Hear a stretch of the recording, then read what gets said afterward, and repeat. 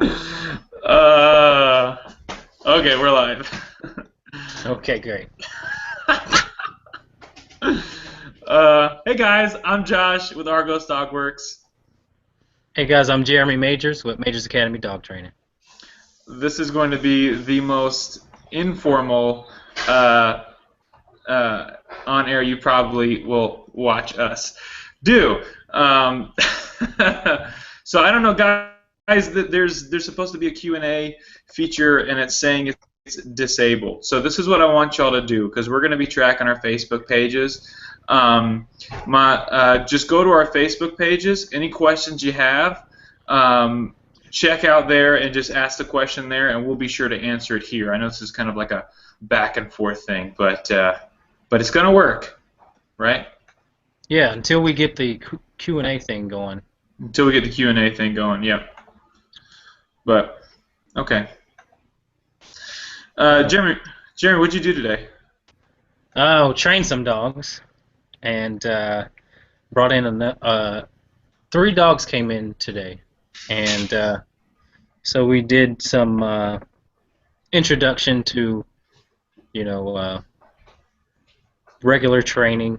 I always the first thing I always kind of do is take a dog on a walk, Hmm, a long walk, good and then too. I bring them in, and then I do place command, and pretty much that's it for the first day because they're still going to try and get used to the new environment, so they're going to be pretty worn out mentally just from the walk and the place command.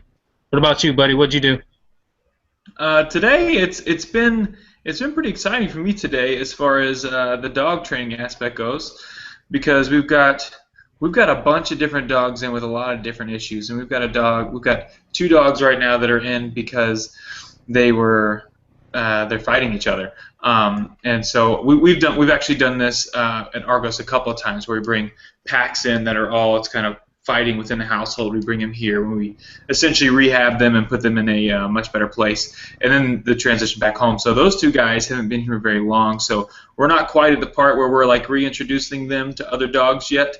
I mean Mm-hmm. to each other yet, but we're at the place. One of the things that I do when I'm reintroducing, any dog that's supposed to be dog aggressive, the first thing we do is we start to introduce them to other dogs in a working mode. So like not just off leash running around, the other dog will be in a down. Or like today I did a video of one dog's on a treadmill, then you bring the other dog in, and you kind of take them through a couple of obedience stuff. So I've been finding that it helps the dogs to really relax and Yeah, not get so intense about what's going on.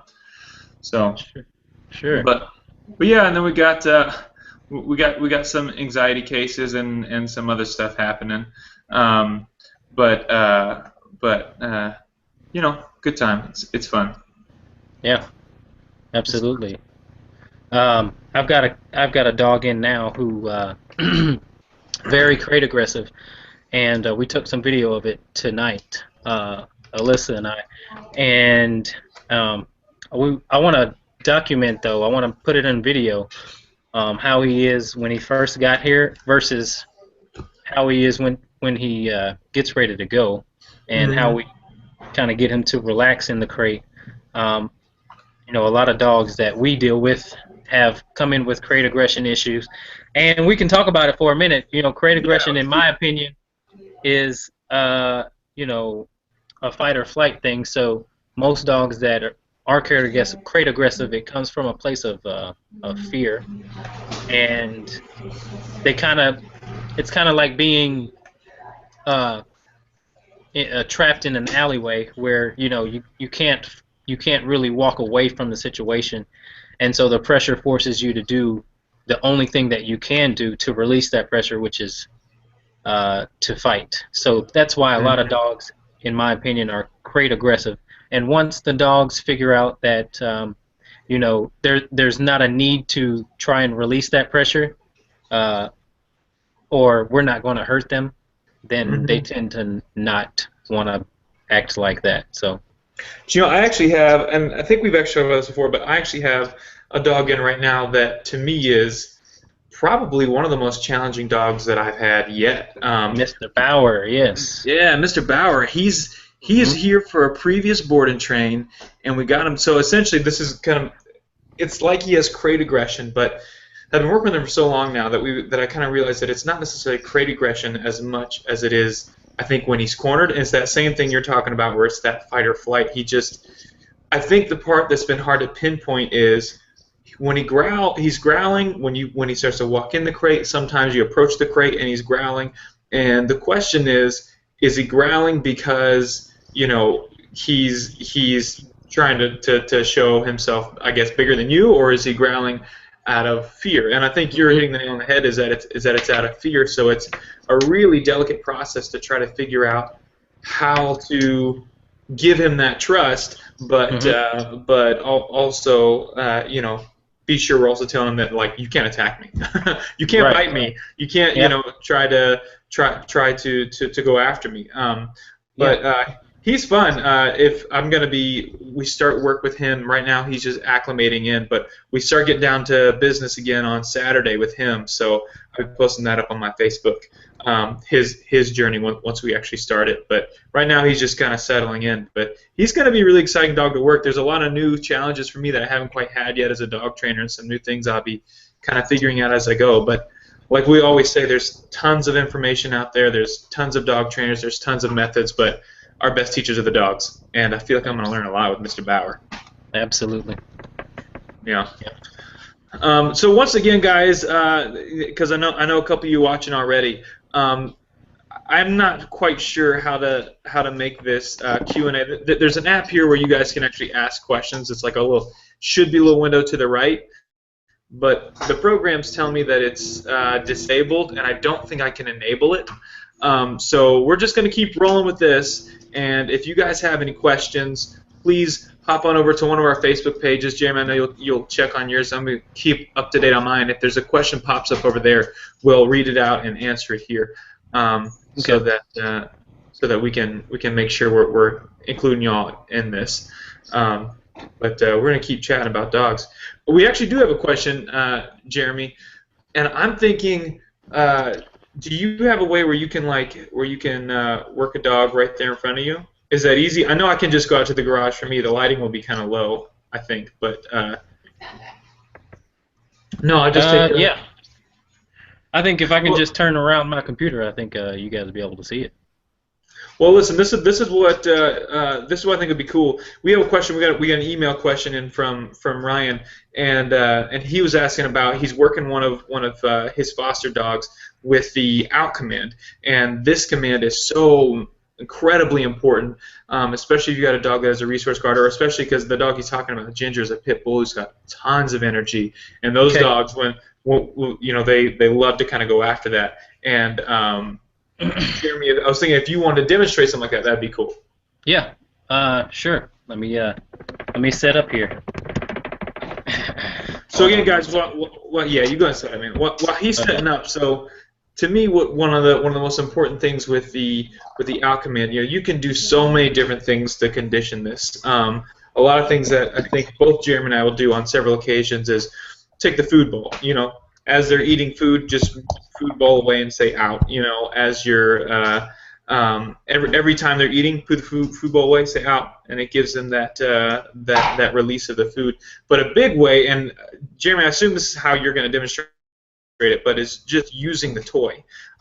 If you've got a dog that has prey drive, or they love to play with the toys, you can actually play tug of war. You can actually have a really good time with your dog, but still give it lots of structure. Because the whole idea is you can play rough, you can do these certain things, but it's all within the terms of, you have to stop when I say stop, you're going to calm down when I say calm down, you're going to sit when I say sit, down when I down, and the quicker you release that toy, the quicker the game continues. Jeremy has a lot more experience with this than I do, because he does a lot of sports with his dogs, so he's doing this kind of stuff with his dogs all the time. But Jeremy, it looks like you're ready. You ready over there? Yeah. So let me explain something first. Yeah. Just like Josh was saying, what you want to do is get an item that your dog has that's of lesser value. So if he's food aggressive or toy aggressive, if there's a specific toy that he's aggressive towards, get get something else that he won't be that aggressive towards. A tennis ball would be good. I'm going to show you what to do with a treat, but it's the same protocol you want to go over. So basically what I'm going to do is I'm going to hold a piece of treat in my hand, and once my dog goes for it, I'm going to close my fist just like this. And once the dog goes for it, I'm going to say out immediately after they try to go at it. So if this is the dog's mouth, I'm going to go out like that, and the dog's going to back up. If you do it again, say out again. That's kind of the first step that how I teach the out command. What you want to do with that out command too is make sure that you're pretty stern with it. So make it loud, make it out. So it kind of you want to kind of punch them with your voice. So out, kind of like that. So I'll show you with Mama. So if she goes for it, I'm gonna say out, and she backs away. I hope y'all saw that. And then when she does that, once she backs away, then I can give it to her. I'll show you again. Out. Good. That's awesome. So I want to explain something too. You have to make it still, and you also have to just keep your hand still. You can't back it away. You can't really go forward. Just keep it still, and they will back off. So she put her mouth on it, and I said out, and she backed away. Then you can give her the treat. So that's what you can do with the ball too. If you have the ball and you notice he's going to try and go for it, say out really as he's going for it. Once he gives you the space and respects it, then you can throw the ball. And it's the same protocol then going forward if the ball's on the ground or if anything's on the ground that he's going to resource guard against. You go up towards him, you say out, and after a while they'll back off and give you that space. So I'll show you one more time. One of the things really quick, Jeremy, before you hop into that, one of the things that I think is that I loved, and we'll see if she does it again, but there's that point where you say out, and this is there's that moment where she gives you that undivided attention. It's that, okay, you're the one who controls whether or not I get that, and once you have that focus, it's when you're rewarding, and I think that's awesome because I think getting that focus is one of the most important things. So here we go. So treat in hand, make the fist, tries to go for it, out, he backs up. Okay. That's awesome. Out. Okay. Good girl. Is kind of the first step. I hope that helps. Yeah, and that's one of the things I think again is really great about using that sort of out command is that's what Jeremy's showing you is like a very very basic aspect, and then you can even from there you can go anywhere. You can, like Jeremy's saying, you can use ball, toy, rope, anything they really get after, and you can really up it from there. But hey, Jeremy, I actually have a question that popped up over my Facebook page. Remember, guys, if you have any questions, they're disabled here. Just hop over to the Facebook page and ask it there. We'll answer it. Carla with Bullseye Rescue, who, if you're in Atlanta, you're looking for a really awesome rescue for some pit bulls, go to Bullseye Rescue. They got some really great dogs over there. So she says, we have a foster to adopt right now who allegedly can't be crated. What do y'all do in that case? I guess that really depends on what can't be crated means.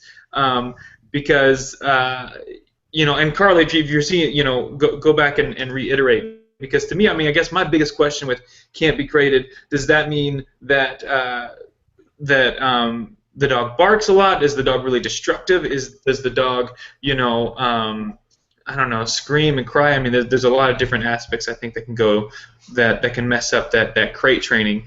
But let's just say that the major issue is the dog can't be the dog's making a lot of noise. Jeremy, what do you normally do in that situation? A lot of noise in the crate. Yeah. You're saying? I would go ahead and put a bark collar on him if he's barking in the crate for sure. One of the things, a really quick, easy fix. What you don't want, and our theory is, I think me and Josh kind of agree on this, is we want our dogs to be relaxed in the crate, to be able to be calm. So, the bark collar, we don't. as opposed to having your dog just bark his head off in the crate all the time. That's way more stressful than anything a bark collar could ever provide. So we want to, we put the bark collar on them so that it usually helps dogs just relax in the crate with the barking, if that's the issue. Now, if the issue is you can't get the dog in the crate because the dog just won't go into the crate, there's different things you can do for that as well. We just need to, I think, if that's the issue, let us know, and we can definitely show you and help you with that. I think, and to me, I think dogs with crate issues, usually when it comes to dogs with crate issues, those issues are pretty minimal, and I think that 90% of people who have those issues, it's the dog may not necessarily want to go in there on their own, or when they're in, they might bark a little bit, or they might whine, or things like that. I know typically my first approach is I slap the top of the crate really firm and say no. That certainly doesn't always work, but I always hope that works first, and if it doesn't, I'll open the door and reach in and give a bit of a hand correction, which, like if it's the dog, it just kind of looks like that. Whatever the firmness you need to do in order to kind of relay that message, and then if not all that doesn't work, I use a bark collar as well. But I think, a lot of people ask me how do I condition the dog to the crate. I mean, I think it's way more simple than most people make it. Is just put the dog in the crate. And just let them get over it. I mean, there's obviously things you can do out there to kind of do okay, you're going to sit next to the crate for 5 minutes, and then we're going to go away. Now you're going to sit in the crate for 10 minutes with the door open, then you're going to go away. Then you're going to sit in the crate with the door open. I'm going to close it a little bit, then open a little bit, close it a little bit, open a little bit. I'm not saying it's a lot easier just to put them in the crate, close the door, and if they're giving you a lot of back talk, just tell them no.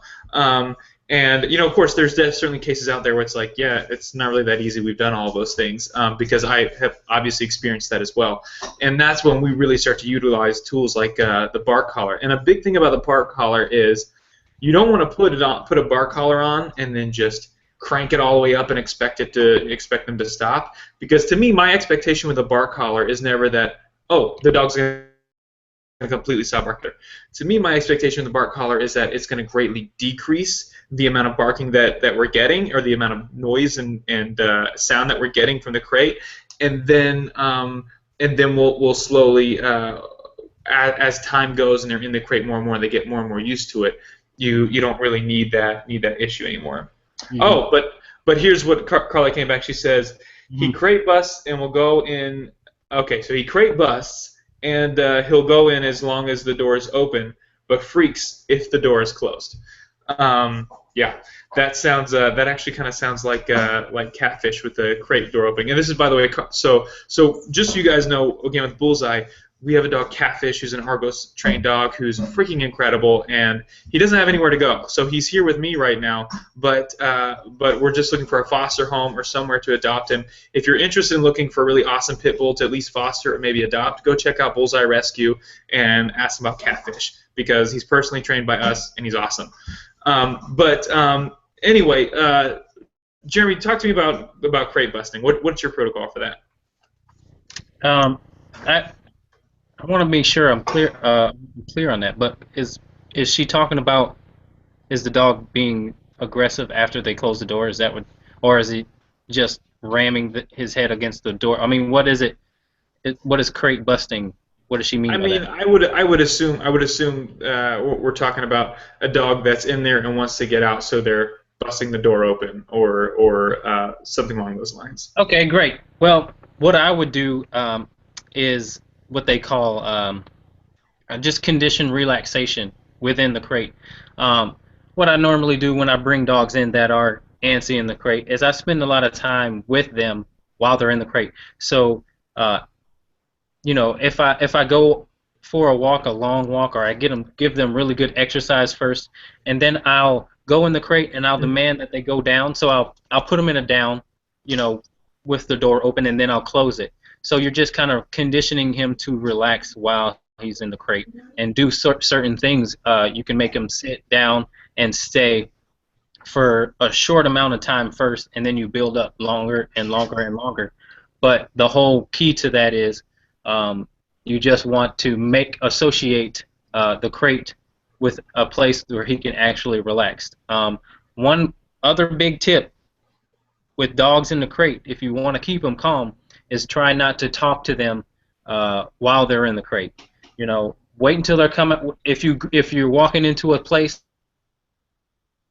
and you're in the crate, try to avoid that to keep them from getting crazy in the crate or just high energy. So the first thing that I do is when I walk into a house that I have dogs in crates, I'll ignore them for the first 10 minutes until they relax. Then you teach the dog also that that relaxed state of mind ultimately gets them what they want, which is out of the crate and near you and affection and all that. So I reiterate once again, in the crate, try to avoid talking to them sweet, while they're in there, so that you can keep their energy level down, and it also reinforces that that energy level gets them out of the crate, which is, like I said, and it sounds like this dog really, that's what he wants is to be out, but recondition him to enjoy being in the crate. Yeah, and I think too, kind of like what Jeremy was saying before, and it's something that I kind of say a lot, is you got to forget about your dog. The more that we stop and we focus and we fuss over the dogs, the more it kind of just naturally, not that we're doing it on purpose, but it kind of, makes them feel justified in whatever behavior they're doing, whatever the destructive behavior they're doing. It just justifies it. So the less we talk to them and the more that we just forget about them and ignore them in those situations, the better. Carla also mentioned that that he growls whenever another dog goes by, and Mm-hmm.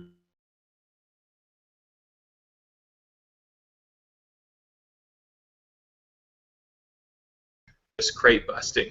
I mean, if he's growling at other dogs, then you're dealing with, it could be ranging from a whole slew of, maybe he's resource guarding the crate if there's water in there, maybe he's resource guarding that, maybe he's just straight up dog aggressive, maybe he hasn't had a lot of socialization and so he's, frustrated to be that close to other dogs, and then be trapped and not really have anywhere to go.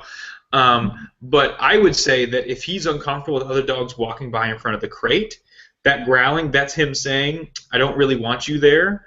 That's where we, as our guardians and our leaders of the dogs, have to also keep our own personal dogs or the other dogs in check and say, look, that dog doesn't want you walking back in front of their crate, so get out of the way. Because you can always, I mean, obviously, when the dog is growling, you can always slap the top of the crate and tell them no, but we also want to advocate for that dog and show him that if it makes you that uncomfortable, we're also going to keep the other dogs away. Because the reality is, no dog should be like 100% comfortable being in their crate while another dog like walks back and forth in front of their crate, because that in itself can be confrontational and threatening. So it should never really be an expectation that be an okay thing. But in reality, if you kind of usher that other dog away, that will make the dog in the crate a lot more comfortable about it to begin with. So Carla, we're going to move on, but if you have more, you want us to elaborate more, go ahead and ask that question, and we'll certainly do that. Jeremy, we also have a question from, by the way, again, guys, if you're just now tuning in, hop over to the Facebook page for questions because the thing's not working here in the program. But Sarah said, would you recommend the dog has been exercised, walked, so its energy level is lower before introducing to the crate? Oh, that's a good question. This is still the crate. Let me reread that. Recommend the dog has been exercised so its energy level is lower before introducing to the crate. Yeah, I think that really depends, on what the situation is. Usually when it comes to, I mean, for me personally, the way that I work dogs is I'm rarely looking at trying to drain their energy, their physical energy, because I find that when you try to drain their physical energy as far as taking them on walks, long hikes, a run, something like that, all you're doing is you're building their stamina and you're building their sort of athleticism, which isn't a bad thing, but I don't normally see that really helps to kind of counteract a dog in the crate being overexcited. It might help them to relax a little bit, but I think if we're doing something to kind of exhaust them so that when they go to the crate they just want to go sit down and sleep, I think some sort of a brain exercise is 1,000 times better than physical exercise. So one of the things I always tell my clients, like on a walk, is you don't have to get out here and spend 2 hours and walk like you know, 10 miles or something, that's a long way to walk in 2 hours. But Yeah. yeah, it's a lot. That's like I was just thinking about when I did I hiked a section of the Appalachian Trail. And I know that's uphill and downhill, but we did about 10 miles. That took 2 days. My dog is dying. Oh my goodness, that's a long. Right. uh, but I think that mental exercise is a lot better. So I always say, if you walk really slow, that's going to exhaust them mentally because they want to walk fast, but they have to make the choice over and over and over again: walk slow, walk slow, walk slow. So their brain's always working. The treadmill is obviously physical exercise, but if you put them on a treadmill and you go at the slowest possible speed, and they're forced to like calculate and really decide how slow they're going to walk, I mean, that is going to maybe not physically exhaust them, but mentally they're going to be shot after that. And I guess certainly that could help in terms of putting them in the crate like we've been talking about from before. What do you think, Jeremy? I mean, you hit it on the head. That's right, I hit it on the head. You, you know, there is a big difference between physical and mental exercise, and that is, it pays huge dividends if you can think of it, get your dog thinking a lot. It's like I tell people, it's like taking the SAT. After the SAT, you're going to be exhausted, because you had to work your brain a lot. So, not necessarily physical exercise, but if anything else, at the least, yes, the physical exercise will help as well. But I tell people, if you want to introduce your dog to the crate, put it out where they can see you first, in the living room, or out somewhere, anywhere where they can see you, and then your job obviously then is to ignore the dog, whether it's a puppy or not. If they're whining, that just can't be something that gets your attention, because then it just reinforces that his whining is going to get your attention. So definitely want to ignore the dog, but make it, and also make it random. Don't put the dog in the crate every time, the same time of day, as he begins to predict when he's going to go in the crate. Make it random. When you get home and you let him out, and you've been home for a while, go ahead and stick him in the crate and let him take a nap or something like that. So make it random so that he can really associate that place with relaxation. Yeah, Jeremy, you're a really smart guy. Thanks. So too. Sometimes. But not often. Not often, no. I was actually thinking, it's one of the. I think again, I mean, since we're on the subject of crates, it can be really difficult and challenging sometimes, because as much as we talk about, conditioning them to it, and again, my first approach is just not always that easy. It just isn't. I mean, you'll see a lot of people just say, just tell the dog no. And again, in most cases, that's going to work, but sometimes it just needs more work than that. And I've tried a lot of different things for the really challenging dog. That you should you should fill the dogs, like if your dog whines incessantly in the crate, get them to stop. To fill the dog's crate with hay or newspaper. And what'll happen is what's that?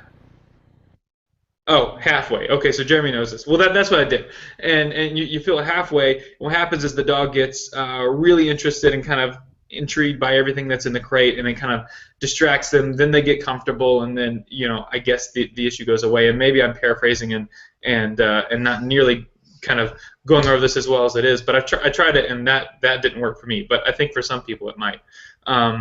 But again, with crate issues, I think that what Jeremy is saying is probably the best approach, is just trying to teach that conditioned relaxation for sure. Mm-hmm. Yep.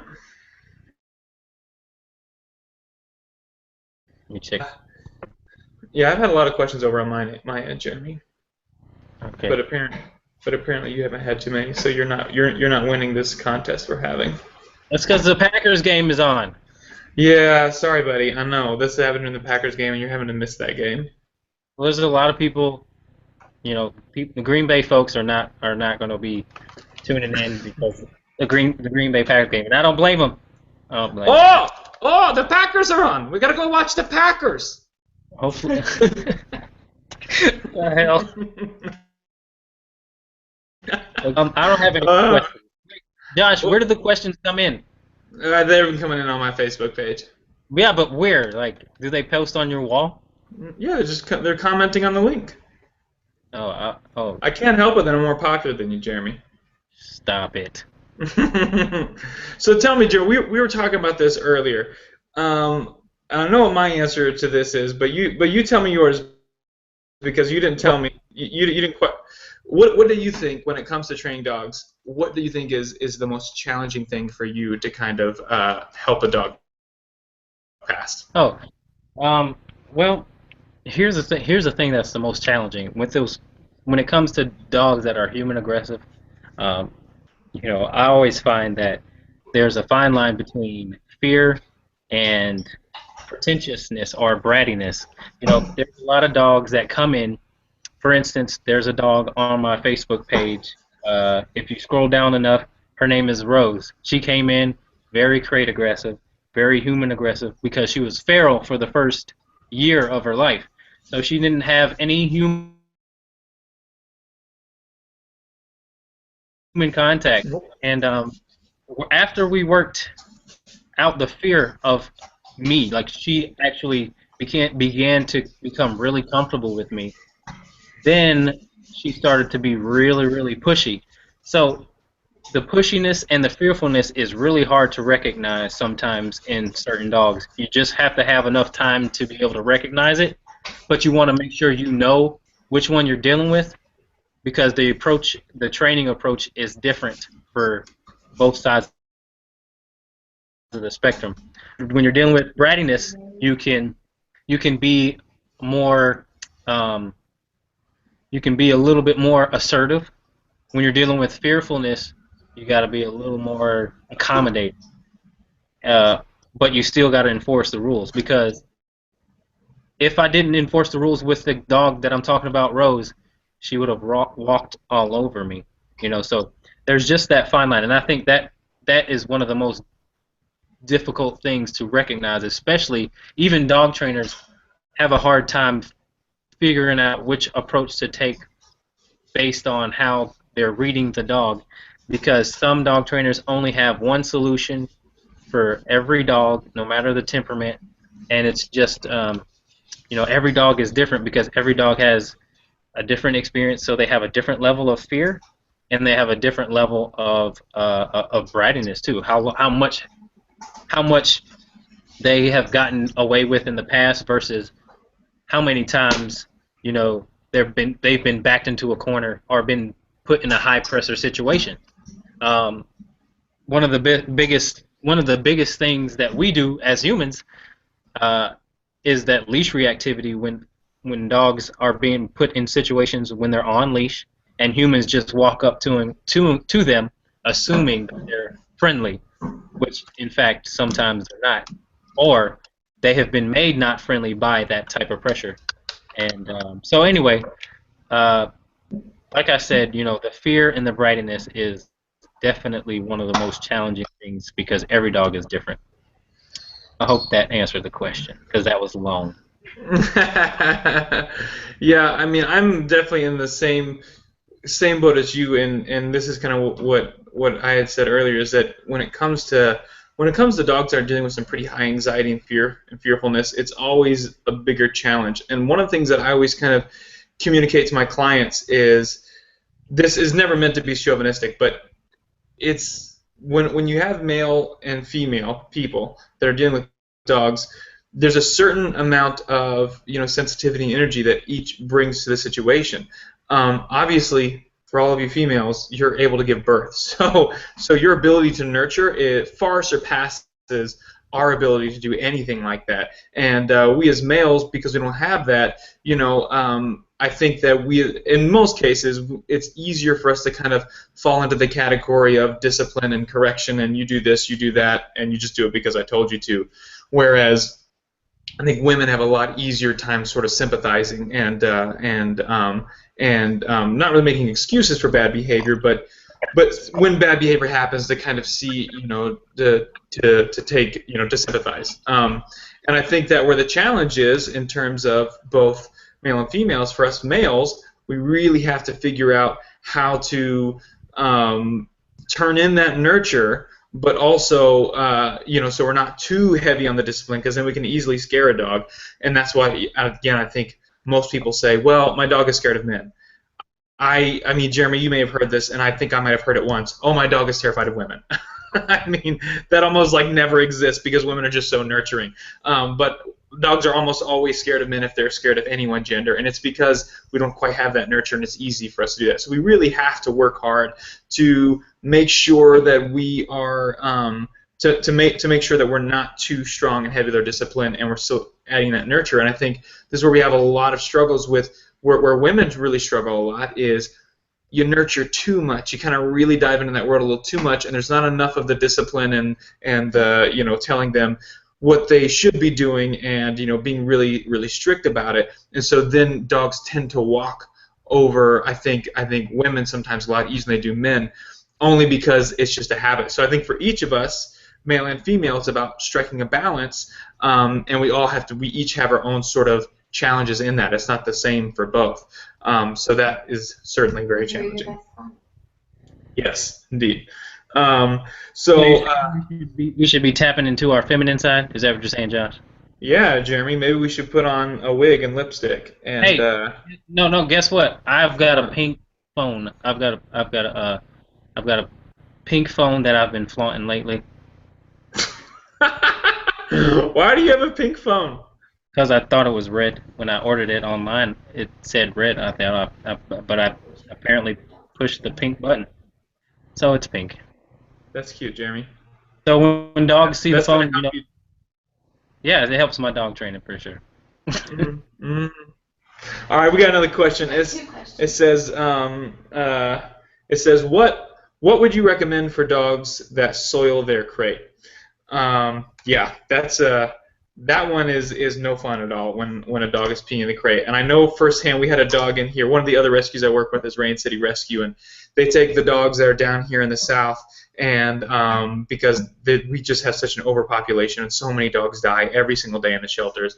And the great thing the Rain City Rescue does is they find these dogs and they actually ship them up north, up to Alaska, Canada, over into the Washington, Seattle area, because apparently they don't have enough dogs to adopt up there, and so they're just getting picked up like tons. So anyway, they take dogs up there. Long story short, I had a dog here, and he loved to pee in that dang crate. He loved to pee in it, and he loved to poop in it, and I feel like that was what he looked forward to during the day, and it was so frustrating because there was one time I came to sit down to watch, I had Netflix all queued up. I was about to press play. I had my food. I was about to eat dinner, and all of a sudden I hear by his crate like all of this ruckus, like just barking, yelling, screaming, and I go in there, and it just looked awful. I mean, he had just everywhere. Poop, pee, everywhere. And this is right as I was like, my day was done. I sat down. I was ready to eat. But so one of the things for him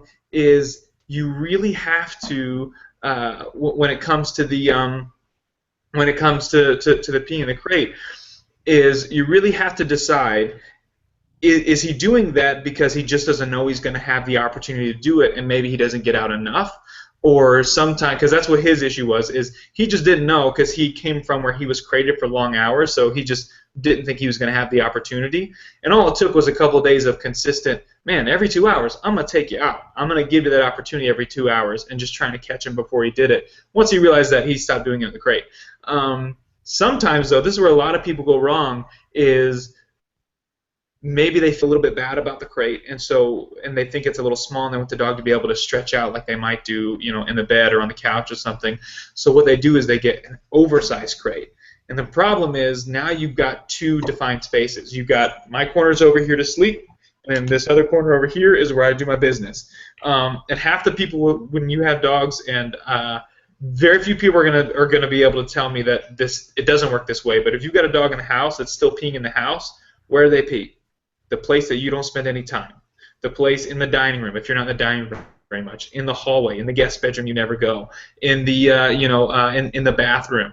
But in the living room where you spend most of your time, they're not going to do it there because that's where they spend most of their time. So if they spend a lot of time in the crate, first step I'd say if any dog's doing that business in the crate, the first thing to do, make sure they're in a crate that's the right size. So it should be just big enough for them to lay down. They don't really need much room than that. And then the second thing is make sure they're getting out consistently. If they're already peeing in the crate, I would say at least every 2 hours take them out if you can. And try that for a couple days and see if you don't have success with them going outside and not inside. And then progressively give them longer periods, so 3-4 hours and up to 5 and even 6 if you have to. I think that is usually that fixes most of it, unless you have like dirty dog syndrome, and that's a whole nother story. Okay, so we've got some more questions. Y'all are awesome. You're asking so many questions. Okay, Carla, here we go again. She says, we know y'all deal all the time with the positive trainers and their disciples. We choose as a rescue... Discipline. Oh, discipline. That was a Freudian slip, right? Isn't that what you say? Maybe not. We choose as a rescue not to even address these people. We are confident in our trainers and training methods. How do you guys address these people? Great question. Yeah, I'll kind of paraphrase it. Essentially, this is the tough thing with dog training in the dog training world. It's kind of like you have two sides. You've got the one side that's all positive reinforcement, and they essentially, I mean, they do tell dogs no. I mean, but they just don't believe in necessarily correcting a dog or using things like prong collars and e-collars, which they don't agree with that method. What they would prefer to do is just lots of positive reinforcement. And what happens is when they see people like me and Jeremy who are okay with telling a dog no and okay with saying this isn't, a dog is biting me, we're not going to allow that. They tend to kind of come back pretty passionately and tell us what we're doing is abusive to dogs. But Jeremy, tell me. I think we probably have the same views, but tell me what you got first. Well.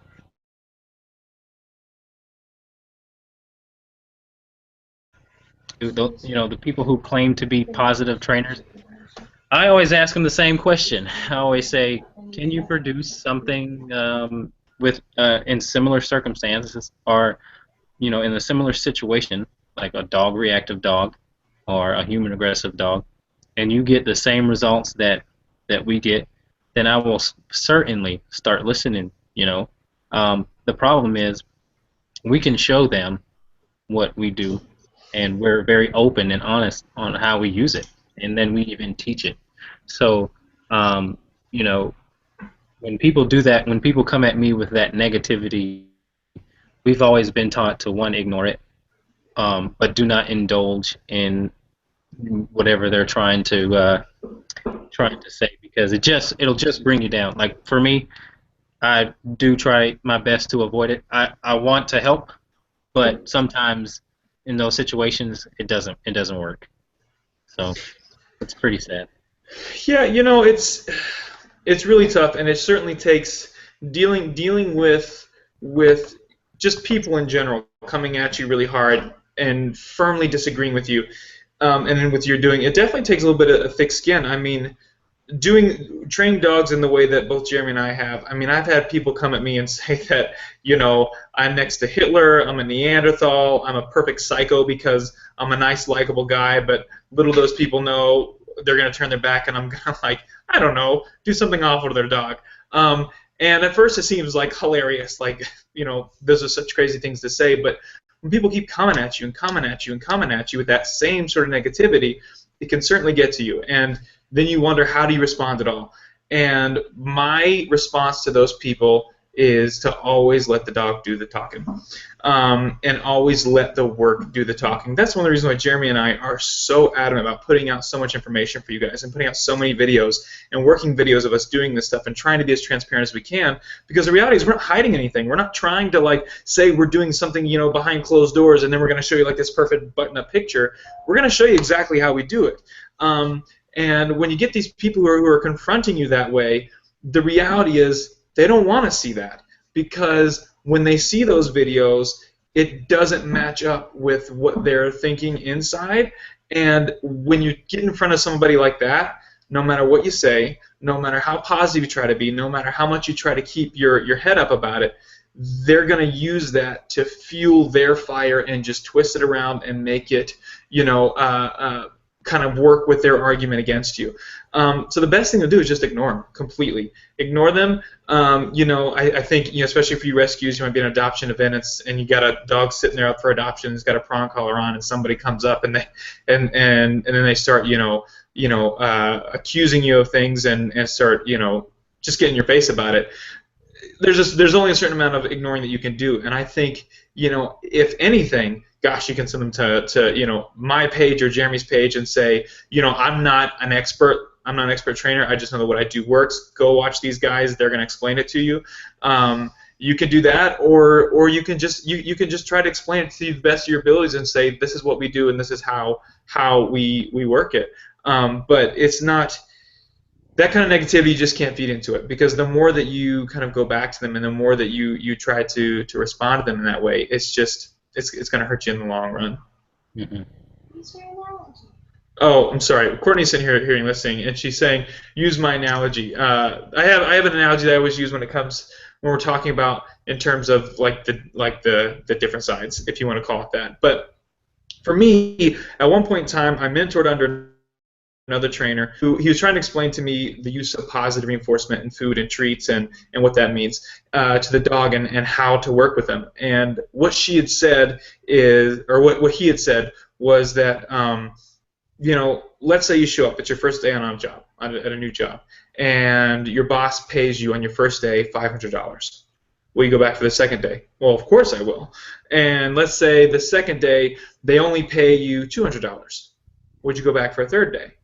Well, of course you would, because you want to see if that $500 again, or maybe close to it, or more than that. And that whole concept is talking about varying your reward system with positive reinforcement and making sure you kind of keep it interesting for the dog and you keep him guessing. But for me, and this is actually for me in my career, one of the points where the moment that I kind of realized that I didn't want to focus so heavily on just treat-based training and positive reinforcement as the only sort of thing you can give a dog. Because if my brother were to call me up and even if he was like 20 miles away and he called me right now in the middle of this show and said, I need you to come pick me up. There's everyone else's phone isn't picking up and I just need somebody to come pick me off the side of the road. Of course I'd go there and pick him up. And then if he tried to pay me money for gas, I'd be pissed because he's my brother. I love him. But it's just the relationship we have. That's what I'm going to do for him. To me, I feel like it should be the same with our dogs. If you're just going to ask them, especially to do something simple, like come here and sit next to me, I don't feel like I should have to pay you for that. I shouldn't have to give you something in return for doing that. You should just do it because our relationship is that you love me and I love you, and this is just what's going to be best for that situation. But again, in terms of responding to them, I mean, what we do is we just ignore them.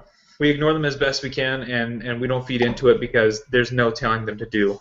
To do something else. I mean, there's no working them around any other way because they just don't want to do. They don't want to hear what you have to say. So, sorry, that was a really long-winded question or long-winded answer, Carla. But I hope we kind of covered that for you. But Jerry, do you have anything else to add to that? No, you got it. I know I got it because I'm that smart. You're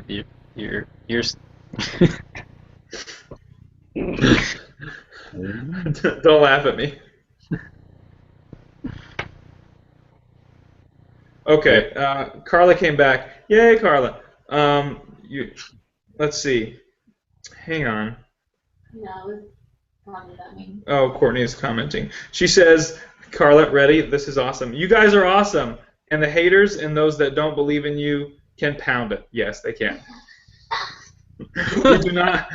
We don't condone violence, Carla. We don't condone violence, but I appreciate the enthusiasm.